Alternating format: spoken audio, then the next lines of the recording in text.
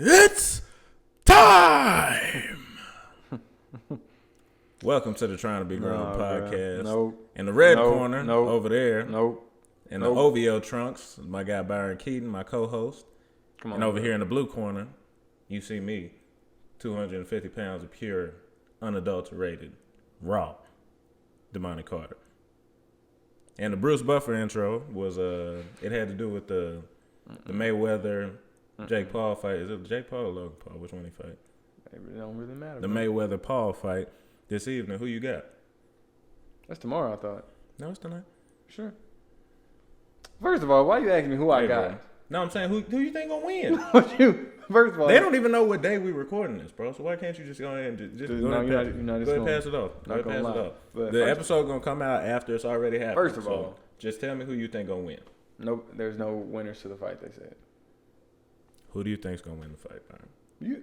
What you mean? The professional boxer. Okay, and that's all I needed to hear. Like that's it. That's all I needed to hear. I don't know why you asked. That'd be like you going into a tiger cage and someone asks me who gonna win in the fight between Damani and the tiger. Okay, you think it's that drastic of a? Yeah. Okay, all right, that's fine. Hey, bro, that man ain't. He not gonna. Did you not see them training videos? Hey, bro, Floyd was out here bobbing, weaving. Dumb quick. And then I saw one of Logan Paul or Jake Paul, whichever one it is. He was trying to do the Muhammad Ali thing. What Muhammad Ali? Just the on the rope? Oh, the rope though. Hey, bro. If he do that in the fight, Floyd gonna knock him out. Okay. Well, I also have Floyd, but I just want. Hey, bro, I don't know why you asked that. I just wanted to start off with that. And I got I'm closer to 240 than I am to 250, so I kind of stretched. The better question be, is the fight gonna go the distance or something like that? Don't ask who's gonna win. Okay, and that's fine. I didn't even want to talk about the fight. I just wanted to get it briefly out there, and I got you, bro. I got you. So your week as a bar preparing individual. Don't bring that up, man. Don't even bring that up. It's that bad? It ain't bad. It's just it ain't fun, you know. I can imagine. Just study all day, work out, come home. Then normally get some little joy after like a Laker win or something. I'll study all day and go work out or something, then come back to a loss. Man, I was going through it. And that's a smooth transition into this next thing. You had a rough week for a bunch of reasons. We had a rough week. I mean, yeah, we had a rough. Me as a Laker fan. We as Laker fans. As Laker fans. We as people that for some reason are rooting for the Lakers. Sure, you're not a Laker fan, but I feel like you had a rough week because not only the Lakers lost, but a piece of your favorite player's legacy came into question. Came into question. Who questioning it? A bunch of people are questioning it. All right, there are a whole bunch of people that are questioning it, and that's why you started off defensive. I ain't never. Wait. First of all, I don't know how his legacy can come into question at the age of 36.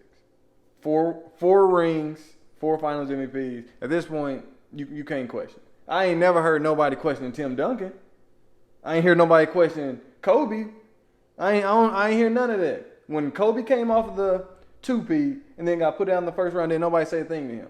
Oh, Kobe's legacy is impacted by this. This man got swept. Then nobody say a word. So why, when it comes to LeBron James, his legacy is in question? Because a lot of the time... When he was coming off an injury, missing the previous 25 games, now go ahead. I'm sorry. I have to, a little side note for the viewers and the listeners. And I didn't even say that. Appreciate y'all wherever you rocking with us. Thank you for tuning in, either video wise, audio wise, or a mix of the two. You have a very strong tie to LeBron James as a basketball because you were just talking about this 5 minutes ago, bro. Yeah, I know, but that's why I'm already riled up about it. Nah, you've been riled up. I ain't been riled. Yes, I ain't said nothing all week. Yes, you have. I think that people have tried to rile me up, but no, man. I think the minute that the loss happened in your mind, you was like, "Oh, this is about to be bad," because you know that you're gonna have to answer for it because you have been campaigning for this man for the last 5-6 years that I done known you. You've been campaigning strong for LeBron James as the greatest basketball player ever. So I know that this has to come as a blow to your being that my favorite player is already done. Nope. See, no, it's different. I'm not gonna let you or anybody else do this. I'm not gonna let y'all do this. Him losing this game is not a blow to his legacy. And I said in question. That's all I said. How is it? Okay. Did the Wizards days put Jordan his legacy in question? Yes or no? No. It didn't. Did Kobe after he won his last two people with Paul Gasol, all those I think it was 4 to 5 years after that, did those put his legacy in question? No, they did not. Tim Duncan, Shaq when he was playing with the Cleveland Cavaliers, Celtics, any of that. So why is it when it comes to LeBron James, his legacy is in question? Or this is a legacy game? Because there are certain things that, and I haven't given you an answer as to whether I even think that it's a blow to his legacy or not. No, I just think that image-wise, you have a whole bunch of people out here saying haters. That's who was out there saying that it's haters. And I said he had a strong emotional tie to this. Because this don't make sense. And he disagreed with me. Do y'all think, just looking at him right now, or hearing him, do you think that he has a strong emotional tie to LeBron James? What other NBA legend has their game been in question after them playing 18 years? At the tail end of their career. Nobody else has ever been in question. None that I can So think why is of, it only why are we even some people even questioning it? Is my question. I have an answer for it. Go ahead. But I think can you answer my question first?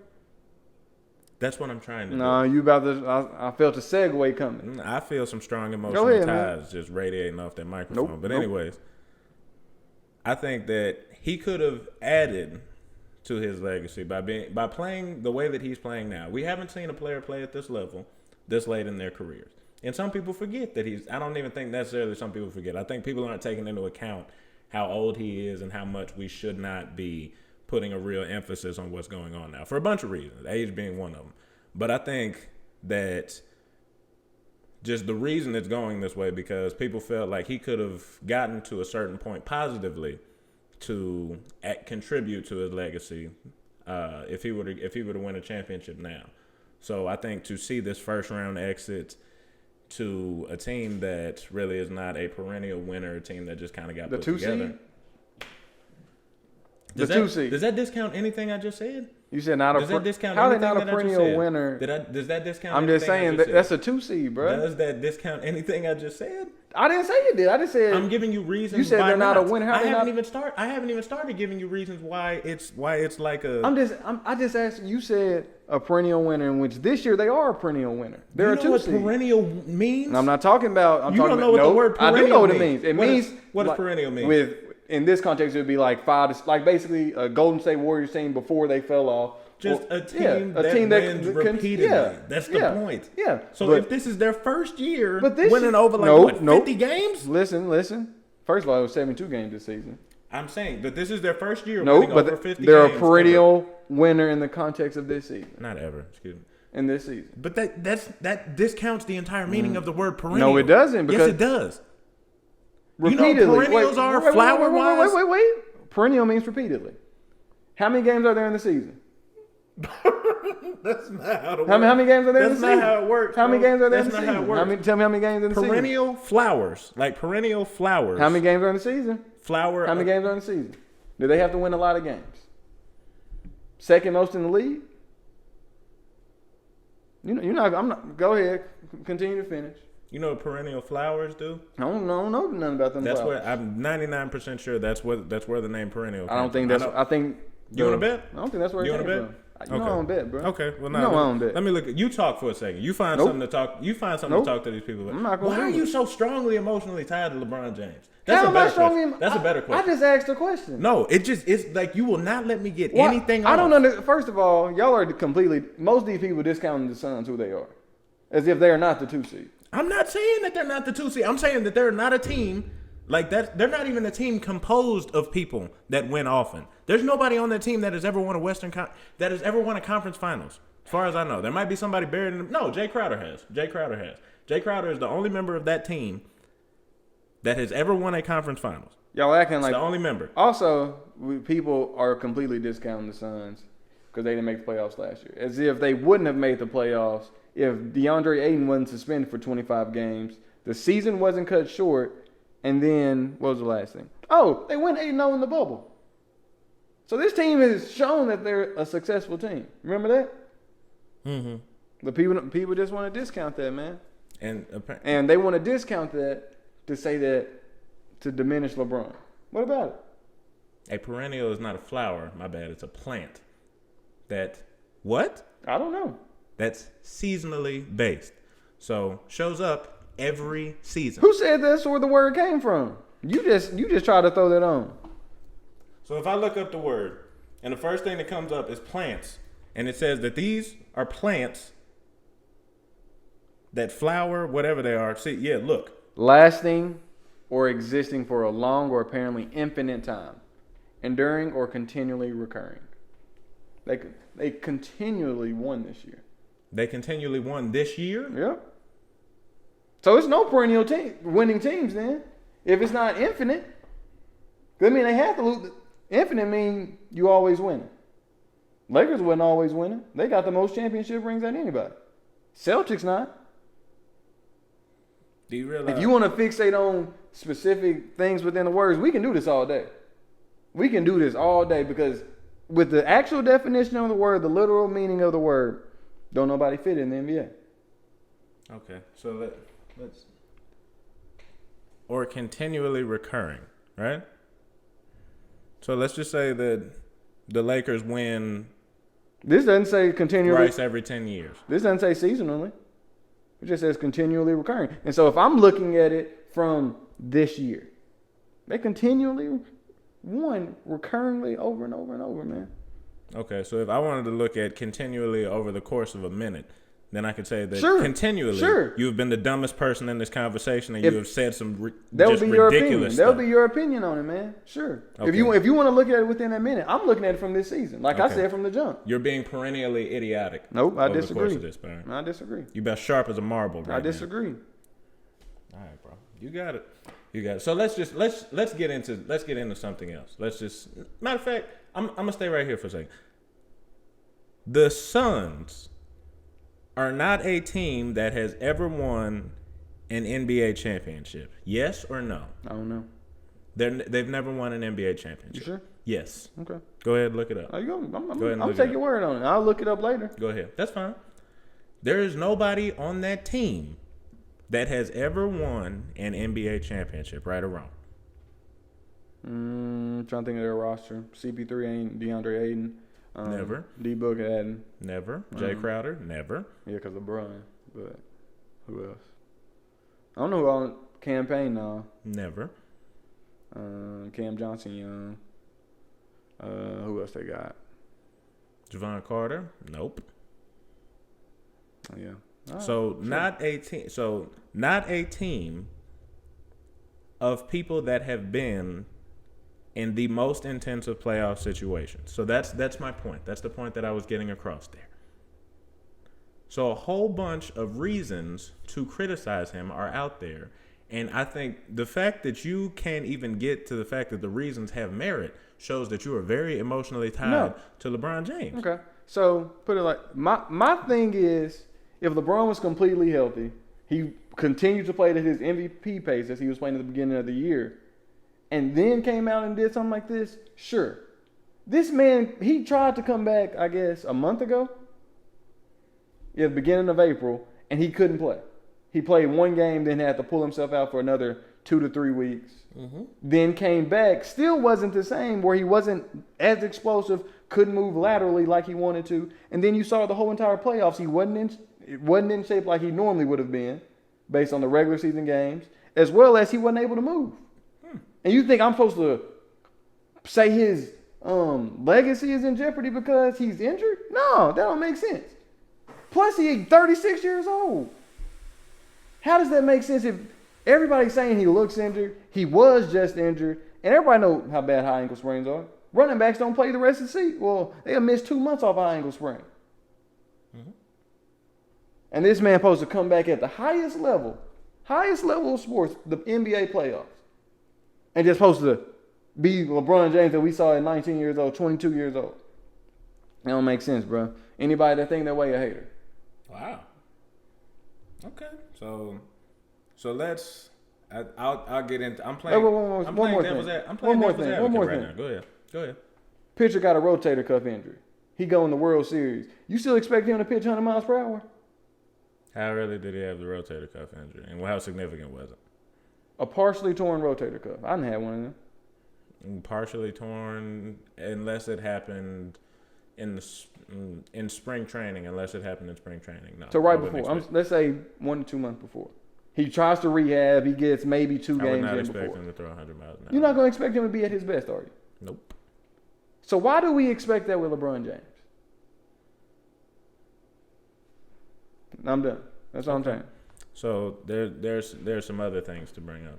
So we have the strength of the Western Conference that is being discussed now, because those of you who are, and of course this is me playing devil's advocate. I'm not even going to give you my position. You're a hater, bro. No, I'm just going to give you the relevant arguments against where you're at, because I know you're the resident Bron fan out of the two of us, so I feel like you should be the one to defend it.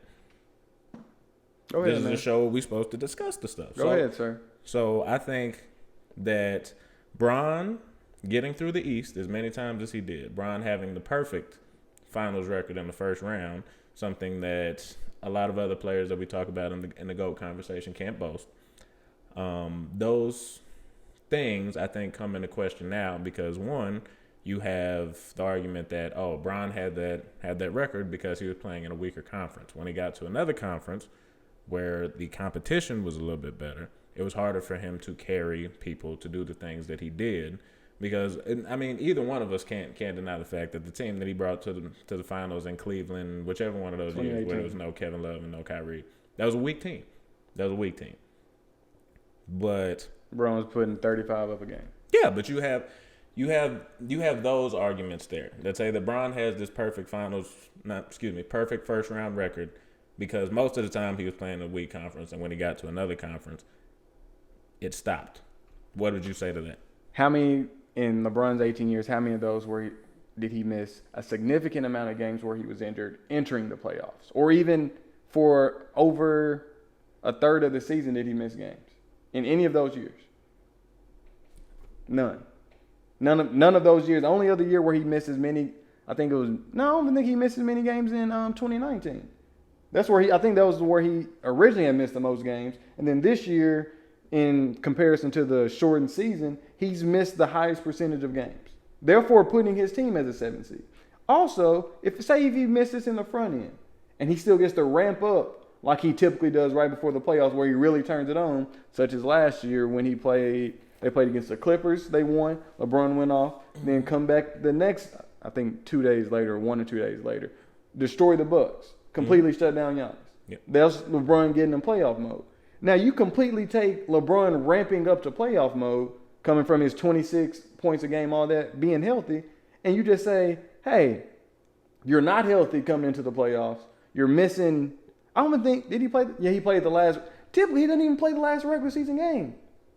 And this year, he had to play the last regular season game just because he wasn't healthy trying to ramp up for the playoffs. It just doesn't make sense. It doesn't make sense. All those years in the East – this year it was a freak injury because Solomon Hill dove at somebody's ankle when he clearly wasn't about to get the ball. But another story for another day. Man, you are really stretching this whole. Hey, bro. If you don't want people to believe that you were just unreasonably dedicated to Bron as a fan, just don't say stuff like that. Damani, he didn't even get close to the ball. All right, bro. Go ahead. First of all, Go ahead. I'm just saying. Come on, I ain't even going. I'm not gonna waste no energy on that. You really can't compare this to the other season, saying that it's because of the more difficult Western Conference or anything like that. It's literally LeBron being injured. Okay. And that brings me to my next point. Go ahead, man. His effort has also come into question. I saw a TikTok today where a guy was talking about, his hustle over the course of the last couple of games. Which I'll admit, I thought it was questionable myself at certain points, but then again, I've never been a player that I think Bron had every reason in the world to be frustrated. I won't mince words there. But to somebody who is talking about as you say, the greatest player of all time, having questionable effort in those situations, which we've seen a whole bunch of people critiquing. We've seen a whole bunch of people critiquing over the course of the last couple of days. What do you say to those people? I don't think he could have given more effort in those spots. Sure. Mm-hmm. I saw the same plays. But also what I've noticed is I've never seen LeBron that tired in the playoffs. If you look at Game 6 right there, he was completely gassed by the second quarter. And that's why I'm saying it still comes back to him not being in shape. Because have you ever seen LeBron just look that tired that early on, honestly? I don't pay that much attention to how he looks. Hey, bro, he was out there. So I'll take your word for it. Because that's what I don't say that's the only reason, but when you're already super tired and you're frustrated, things like that happen. I don't know. It just nah, bro. Okay, so you out here getting beat down. They double teaming you the whole game. I'm the wrong person to ask about getting beat down and still getting effort. I'm gonna tell you that right now. They double teaming you the whole game. I'm the wrong person to ask about getting beaten down and still getting effort, bro. Look, you can check my film. Can you just listen? You can check my film. Just hear me out. You getting beat down, double teamed on the edge every single time.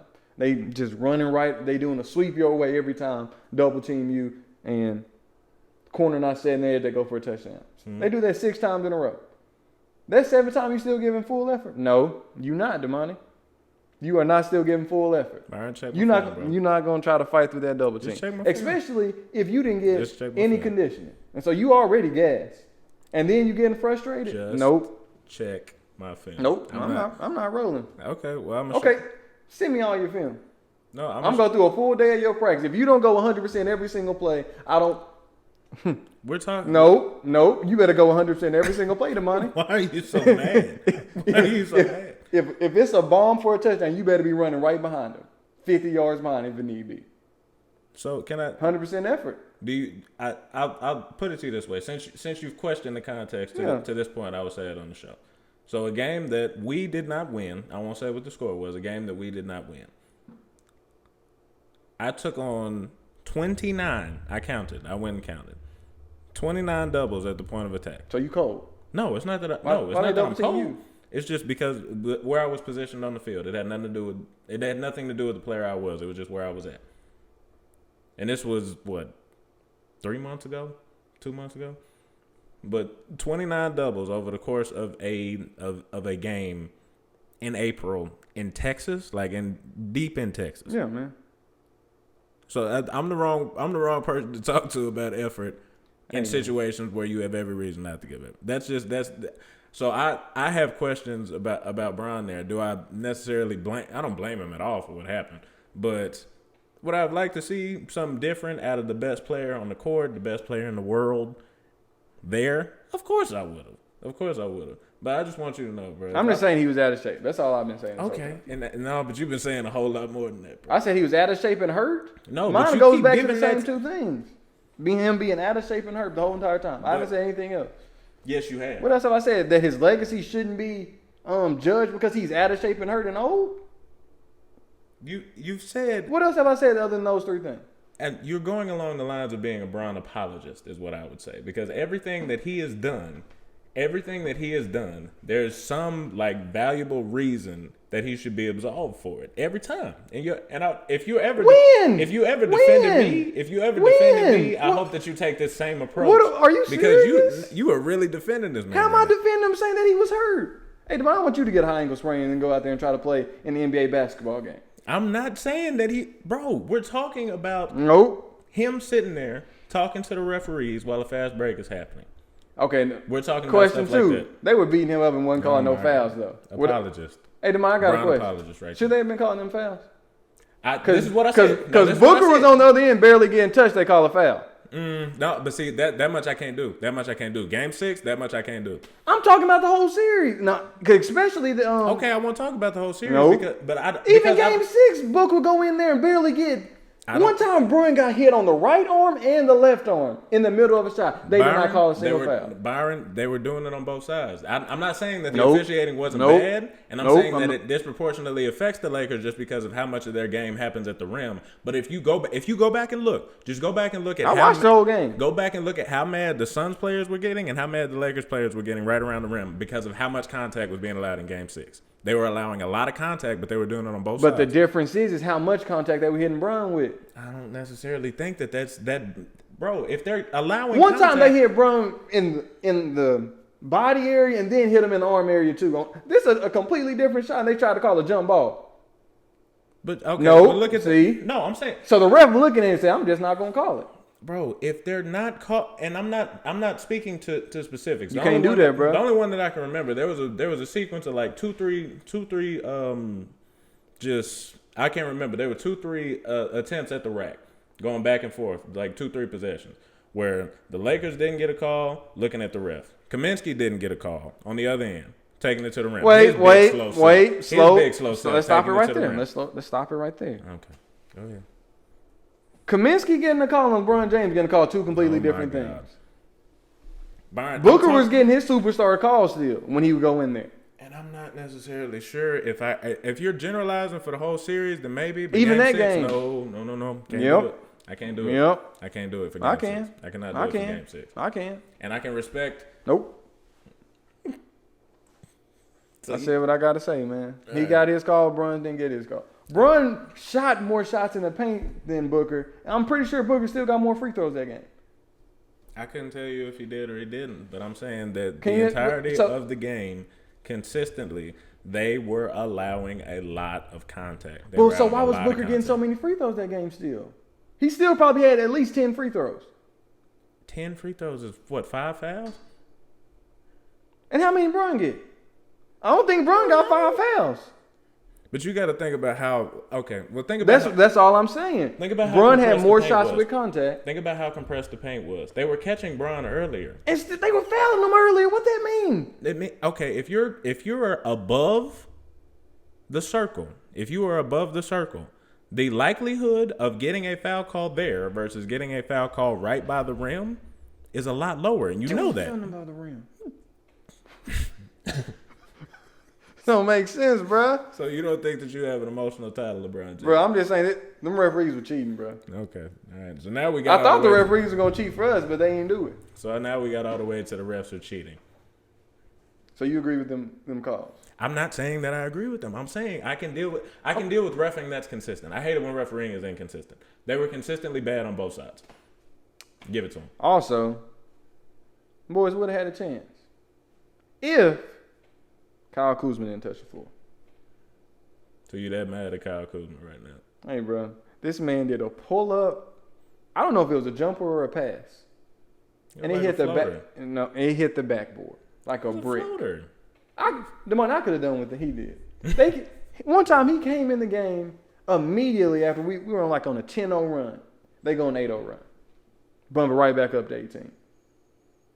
Yeah. And that's when Brun said, hey, get me out this game. He said, get me out now. I was like, I understand, bro.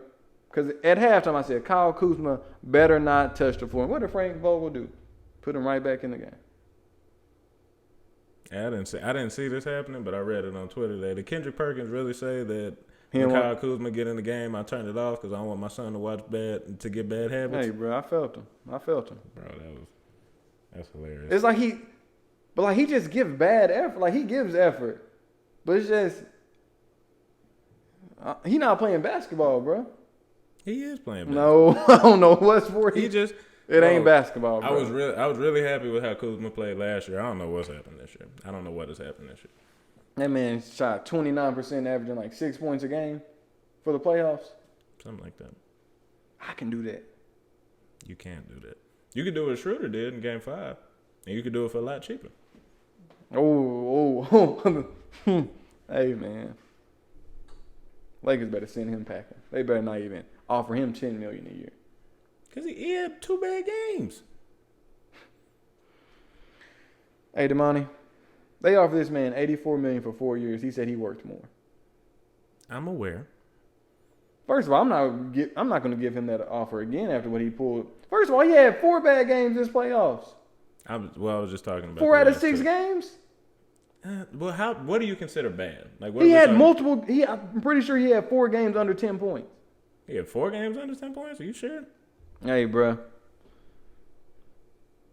I'm going to check it later, but I'm pretty sure he had 4 bad games, bro. Keep talking, I'll look. I got it, bro. I can go to Basketball Reference. But you talking, though, so you can't do 2 things at once. You're not he's terrible. He's terrible. I don't want him back on the team. Oh, I mean, you don't have the right to say that as a Laker fan, first and foremost, because I'm a Laker fan. I'm a Laker fan. No, you're not. No, you're a Bron fan. But looking at everybody else this is what I'll say about my take on Bron. I don't think that. Well, I was in a different spot. Nothing that he does from this point on, beyond a reasonable doubt, is going to change where he's at legacy wise for me. Yeah. I think he's the greatest player over the age of 33, maybe, that we've ever seen. He was probably he's the greatest 18-year-old basketball player we've ever seen. There's a whole bunch of categories where he is already cemented. I don't think there's anything really that he can do from this point on that's going to change where he's at legacy-wise. In the GOAT conversation, and the greatest backcourt, front court, wherever you want to put him. I don't think that anything he does from this point is going to change that. And it's really everybody else's fault before it's his fault. So I don't have anything to say about his legacy after that. And anybody that does, I don't know if I really want to listen to you. The only thing that I will say is, you all that have been talking about his first round record forever, I'm glad that y'all don't have to say that anymore. But when I talk about his first round record, I don't talk about it I don't really talk about that as a achievement. People, they don't talk about Bron having 4 rings or anything like that. They always talk about his finals record overall. Meaning when they talk about his record overall, they mainly emphasize on the losses, saying, if you got 6 losses, you can't be considered the GOAT. But then somebody playing the league 15 years only make to the finals 5 times and say they win 4 times. Oh, now that's just the best thing ever, because they win 4-1 in the finals, better than someone who was able to get there 10 times. I just don't understand why you take away from someone's legacy because they made it to the final and their team didn't have enough to win it all. And I agree with you there. I think that you might be able to say off of that somebody shrinks in big moments, but that's a possible. I'm saying that just in general, you should think going to the finals is better than not going to the finals, and everything subsequently before that, going to an Eastern Conference Finals is better getting bumped in the second round of the playoffs. I think that all of those winning achievements are better. I think the championships has to be weighed a whole bunch differently, but just generally winning is better. So I ain't got no issue with that. I think he had 3 games instead of 4. Okay, so having three games where he severely underperformed. Send him packing. I don't know. He need to be playing in the Iranian league. That's an overreaction. And that's just because you're emotionally tied to Bron. And that's okay. To the Lakers, man. I want my team to win. You're emotionally tied to LeBron. I want the Lakers to get their ring this year, and man. That's okay. That's okay. You need to be able to own that. You need to be able to own that. I don't understand why they're trying to. I've never seen any other legend. Because LeBron is a legend. Yes, without a doubt. I've never seen so many people just try to throw dirt on his name for no reason. And in this specific example, 36-year-old coming off injury, not healthy all the way, maybe at 70%. And they saying, oh, if he don't win here, he will never be able to do this. He can never be considered a top 3 player, top 5 player ever. Skip Bayless. Talking about this defines who LeBron is within the all-time greats. If he goes out there and wins, this helps him. If he goes out there and loses, he has to drop down, blah, blah, blah. How can a game at 36 years old determine LeBron James' legacy? Then people didn't say that about Michael Jordan when he was 36 playing in the league. I agree with you. It just don't make sense, bro. I don't like double standards, man. People hypocrites. No objection here. You be rolling with them a lot of times. No, but same people. Here's the reason. Same people. You be rolling with Skip. There's certain. Being somebody that because of y'all has to say not even necessarily negative stuff about LeBron, just stuff that in comparison with other players, I say he's less than them in this category. I have to say stuff like that because I'm constantly talking to people like you. But other than that, there's nothing really negative that I have to say about LeBron James. If you got something negative to say about LeBron James, you must be a hater. Okay, and see, you say stuff that ruins your credibility all the time. How? I don't know how you don't hear it. This man is out here opening up schools for kids. I agree, but I'm saying that nobody can say anything negative about him. Nothing. I'm just saying, if you out here pointing out his flaws and not pointing out his great stuff he's doing in the community, I just don't see how you really for humanity whatsoever. You not for humanity. If you have anything negative, you heard it here first, ladies and gentlemen. No human. You open up a school? Should be. I have not. I don't be talking down on your name. Yes, you do. But anyway, you did it. You did it on air a week ago. I don't remember that. You sat in that very chair right there and talked down on my name a week ago. I don't remember. Okay, that's fine. That's fine. But real quickly, because we've been on this for too long, your team, the rest of the playoffs is who? Your team, the team that you're rooting for, or the team to win, or both? First, I gotta say the team I want to lose. Go ahead. I hope the old boys get swept. Suns. Hey, bro. Ain't no reason to be that mad. Nah, bro. They was doing all that talk after the game because they won in the first round. I ain't never seen fun when the rabbit got the gun. Hey, but first of all, I ain't never seen nobody act like that off of a round one win in my entire life. Have you? No, I haven't paid that much attention. Though. That's what I'm saying, because don't nobody do that. Maybe in the Eastern Conference Final, something like that. This is round one. I hope they get swept. I hope they get swept. I'm actually rooting for the Suns. Nope. I hope they lose. And you should be rooting for the Suns too, because that would really help. That would help you in that conversation. I don't want it. I want them swept. I want Giannis to get his ring this year. If the Lakers lose to the eventual champions, that would really help you. I don't care. Nope. But I love CP, love Devin Booker. I still hope he never makes it past the Western Conference Final. Why? CP3 a dirty player, bro. Okay. That man dirty. Well, all right. I'm. Then you see him with them fake tears. I'm just leaving. Bro, somebody hit him in his back and he act like somebody shot him. I'm gonna leave that alone. I'm gonna leave you're opening yourself up for Bron. I'm not even talking right now because everybody was talking about Bron being a terrible actor. Yeah. Okay, just stop. We're done. I don't care about that. So I want the Suns to win. Nope. Get them swept. But if I had to pick a team, I'd pick the Bucks. I want Giannis to get his first ring, man. Kid's humble. Kid's humble, man. Introduce the next topic. Since this is another one that Byron came up with, one of very few. So, in just everything you do, people got to get out of their comfort zone for different reasons. Why is it, first of all, why is it important to get out your comfort zone? And two, how do you get out of that comfort zone? Those are two really tough questions that you're just going to broadly ask me to talk about. Go ahead and talk about them, man. Why do I think it is important to get out of your comfort zone? First and foremost, I think that, well, I guess even before I say that, another first and foremost, I hate getting out of my comfort zone. That's why you call it a comfort zone. That's where I like it. This is where I fit my niche, whatever it be. I love being in my comfort zone. But I think looking at doing stuff outside of that, whatever realm it may be, and it can be in any area that you have a comfort zone in, I think that personal growth is a lot about expanding your horizons and testing out new experiences, new just theoretical paths of thinking that may in some way be conducive to making you a better person as a whole, a better professional, a better whatever role it may be, a better father, a better significant other to somebody else. I think you kind of owe it to yourself to at least give certain, not everything obviously, but just give certain things that you feel may be constructive to like just your future being a shot. And what was the other really broad, generally weird way that you asked that question? I said, why is it important? Then how do you get out of that comfort zone? And well, before I get in that, what was one of the, if you feel open talk, I just came up with this too. Can you name a time that you've gotten out of your comfort zone and it worked?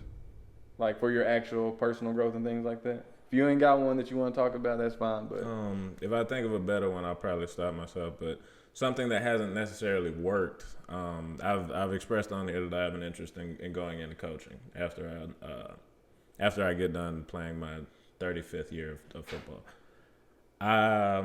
I'm much more inclined to work on the defensive side of the ball than I am on the offensive side of the ball, just because I understand it a lot better. I spent a year and a half on offense, and I feel like that gave me just a lot better perspective as to how things work on that side of the football. But I'm very defensively minded when it comes to football stuff. So what I'll do sometimes, and I just did it the other day.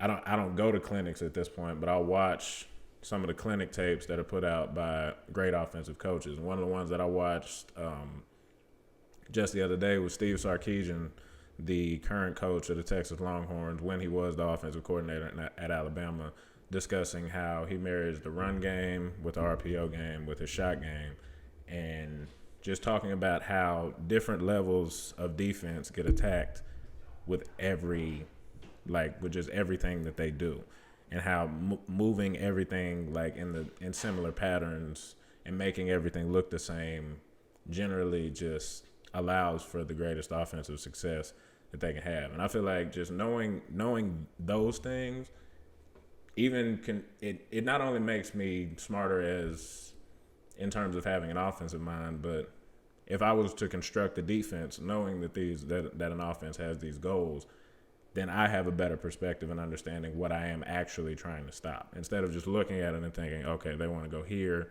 and then the next thing they want to do, they want to go here. I can understand how all levels of this thing work together and how I have to find the disconnects in that entire system. And instead of just looking at it and saying, this fixes this fixes this fixes this, looking at the system as a whole, I think that helps us a bunch. Yeah, that makes perfect sense. So will you please answer these broad, ridiculously asked questions that you just asked? Nice and narrowly tailored. Okay. First, one of the first, like the biggest ones I thought of was just coming to college.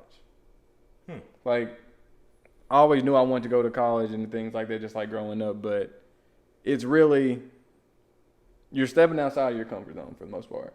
I moved 5 hours away from my family, and it's like you're on your own. You're being independent, and you have to just like learn to cope and work inside of an environment that you've never been in for the most part. You don't.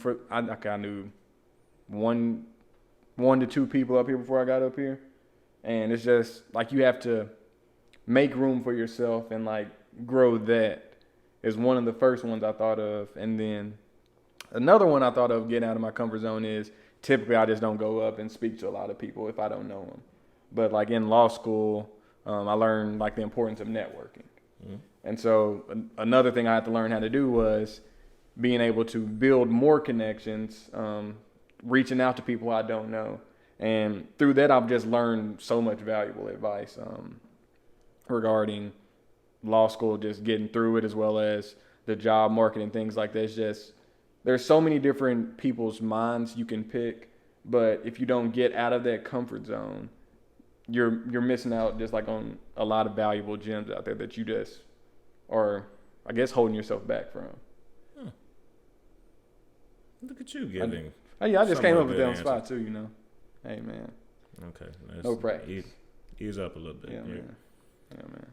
So, any just general advice for people in terms of getting out of their comfort zone based on what little experience you have? It's two routes for it. One way you can plan it really well.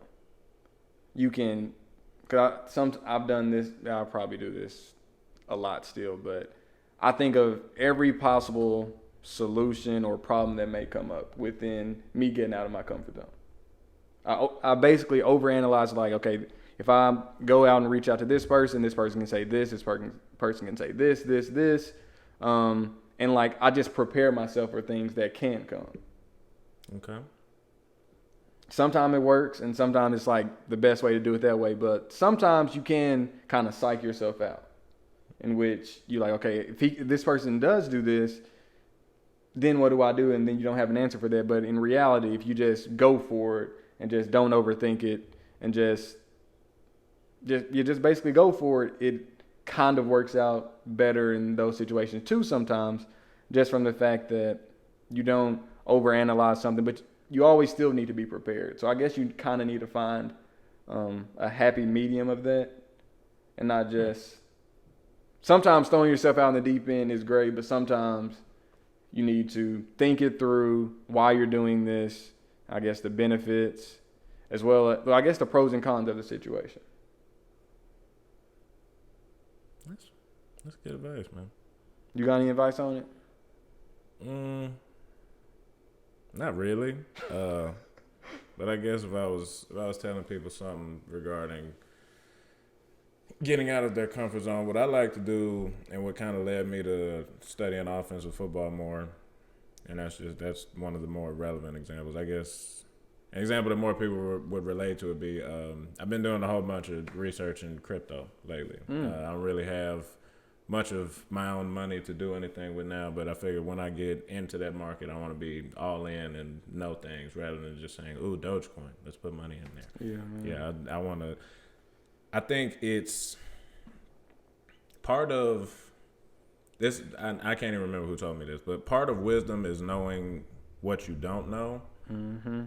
And I think the mistake that some people make, and the mistake that I've made at times, is wanting to be complete, and just in terms of the way that you view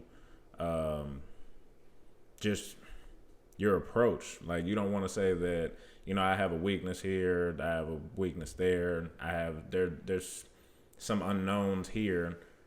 Instead of addressing that, a lot of times what we'll do is say, I have confidence in this area, I'm going to focus here, and we're going to go.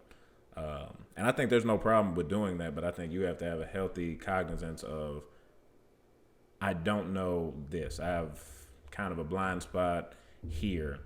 And I don't think that you necessarily, you definitely shouldn't abandon those strengths in favor of just trying to improve on the weaknesses, because they're strengths for a reason. Mm-hmm. You're going to,